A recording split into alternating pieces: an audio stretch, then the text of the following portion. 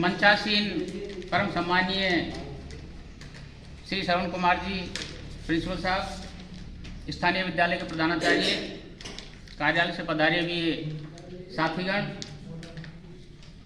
सम्मानित होने वाले शिक्षक बंधुगण और अति सम्मानीय विराजमान सभी प्रिंसिपल्स, मातृशक्ति, आप सभी को सादर नमन वंदन।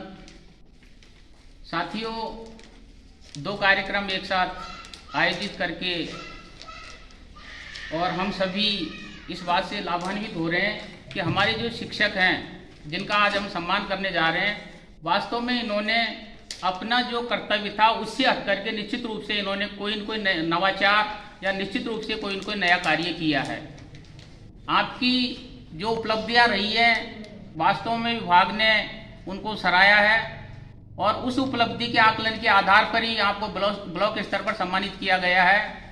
इसकी जो प्रक्रिया है हम शायद समझ नहीं पाते हैं कई बार, और न शायद हम उसको देख पाते हैं कि जुलाई और अगस्त के महीने में ऑनलाइन आवेदन किया जाता है।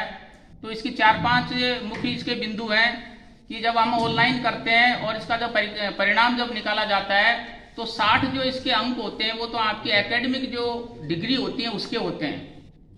उसके अलावा 5 अंक ACR के होते हैं, 5 अंक परीक्षा परिणाम के होते हैं। यदि 5 वर्ष का आपका परिणाम 100% है, उसके पूरे 5 अंक मिल जाएंगे।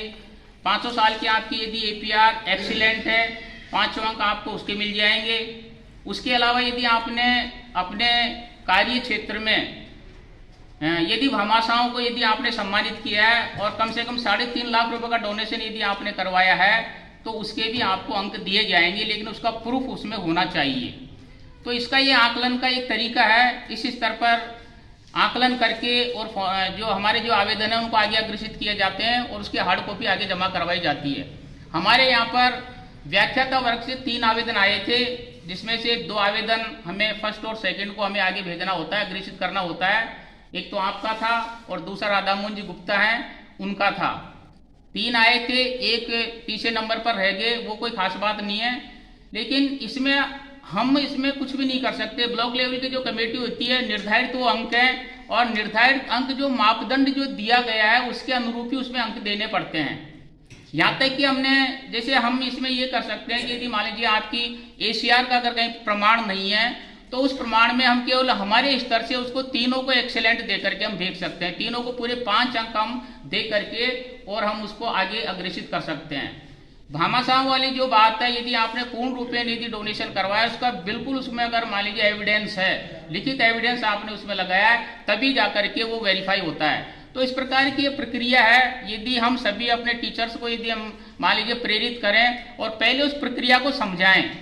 हमारे पास जो आवेदन आए थे, हमने 1-2 टीचर्स उनको बैठ करके हमने सारी प्रक्रिया बताई कि भाई इसमें देखो, हमने कहीं फिर भी किसी के साथ में किसी प्रकार का दोहरा बर्ताव नहीं किया गया है। यदि मान लीजिए ACR के मैंने सबको अंक दिए तो सबको बराबर के दिए हैं। आपके परीक्षा परिणाम के मान लीजिए जो अंक आपने मान लीजिए उस पद पर रह करके जिस पद पर आप आवेदन कर रहे हैं उसमें यदि 4 साल के मान लीजिए आपके परीक्षा परिणाम है तो आपको 4 साल के अंक ही प्राप्त उसमें होंगे।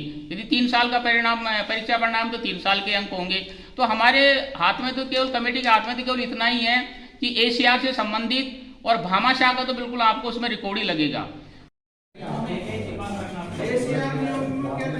अपन ये नहीं कह सकते कि अपन ये नहीं कह सकते ये बात को बैठवा को भी हल निकलेगा।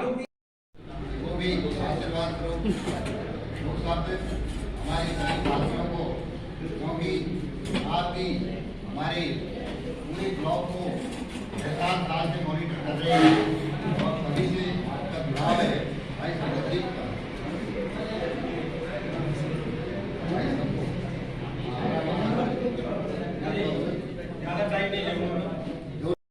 साहब जो भी मान लीजिए SDMC के बारे में प्रश्न संबंधी जो भी हमको मुख्य बताते हैं, उनको निश्चित रूप से ग्रहण करके और बढ़िया प्रभावी ढंग से यदि दोनों तरीके से, एक तो SDMC का प्रशिक्षण भी हो जाएगा और किस प्रकार हमको उनके साथ जुड़ना है, वो सारी बातें हमको जो बताएंगे उनको लेकर के बढ़िया प्रशिक्षण आपको करवाना है।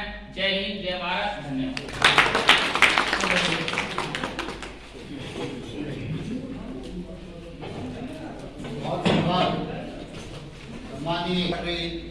हमारे CBO साहब